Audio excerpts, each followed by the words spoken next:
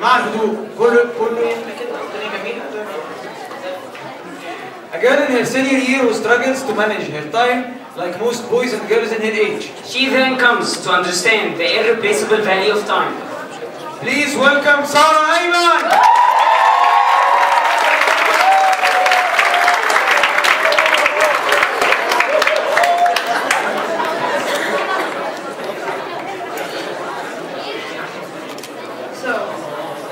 Good evening, everyone. My name is Sara, and I am a senior in International School. And today I'm here to talk about something that is really important and that we probably most of us have a problem with, and that is time. Now, as I'm standing here, every single second, every single minute that's passing by is gone, never to return. As a child, I wouldn't be so painfully aware of that because everything was all fun and games.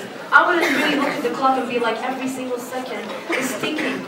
It's always ticking, it never stops. I had nothing to worry about as a child, obviously. And as I was growing, I started to realize how cruel and harsh time actually is. Take it that way. Time is a very hard person to befriend and get along with. Now I know this problem has been addressed before, but it needs to be again. So let me tell you this, because I experience it on a daily basis. And I am not exaggerating when I say that I think I need more time in the day.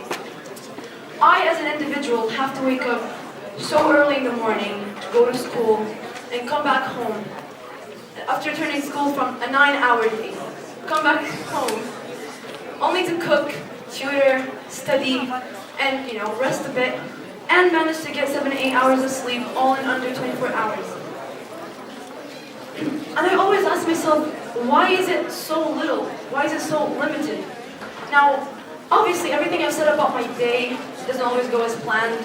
I sometimes waste some time on either my phone or PlayStation or, I don't know, reading, writing, whatever. Then, that doesn't always go as planned because of, obviously, my poor management of, well, you guessed it, time. Then the realization hit me that time does not wait for anyone. It does not stop. I think of the statement every single day, and I'm constantly reminded every single minute with my everyday tasks that time is not going to wait or stop for me. It's not going to momentarily stop for you to revise your test last minute, nor is it going to stop for you to submit your work that's due within seconds. It hit me really hard, and it took a while to let that sink in.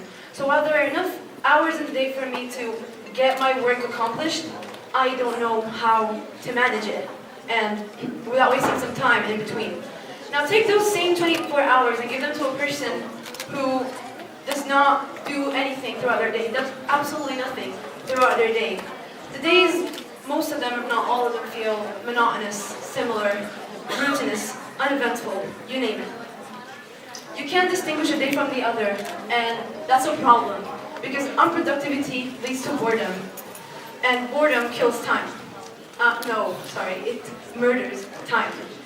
And it's as if there are too many hours to the day that by the end of it, you come to realize that you've done absolutely nothing throughout it, and it was meaningless.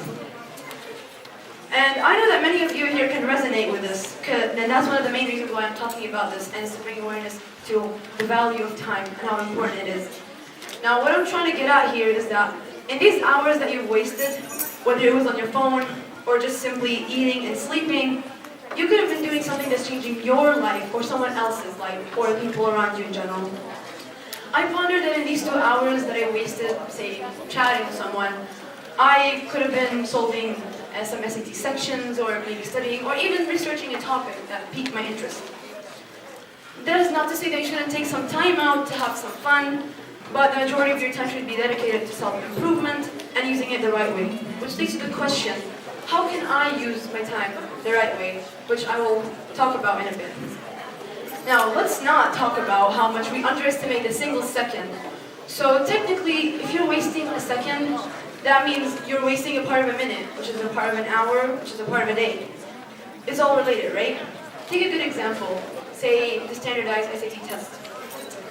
You take it easy for a second or two thinking that it's no big deal.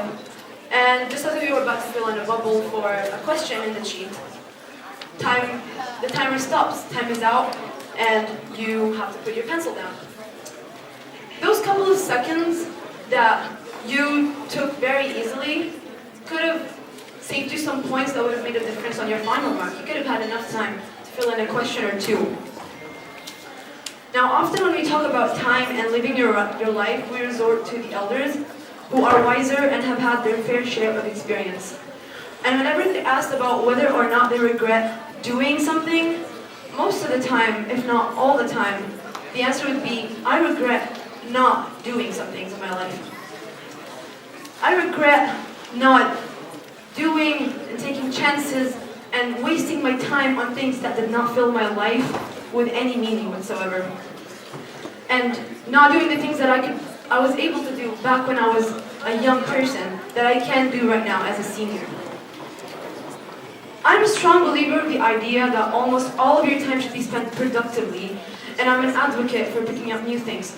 So let us use our time sufficiently to our own advantage, and let us value time more than gold. For once it's gone, it's never to return. It's not a material, it's not a person. If it's gone forever, and no amount of regret or remorse is going to bring that back. So the next time you find yourself unoccupied on board, introduce something new to yourself. Maybe pick up an instrument, or pick up a hobby, start drawing, reading, writing. It could be anything. Getting into self-care, doing sports, maybe even looking into your favorite subject. It could be anything that will benefit you in more ways than one and improve you as a person. Now, a lot of you are probably also going to chuckle at this because, you know, we're not all like confident, and we don't really have that much faith in ourselves, but obviously not everyone. And we could even be the next inventors or creators, innovators. We could be the next scientists.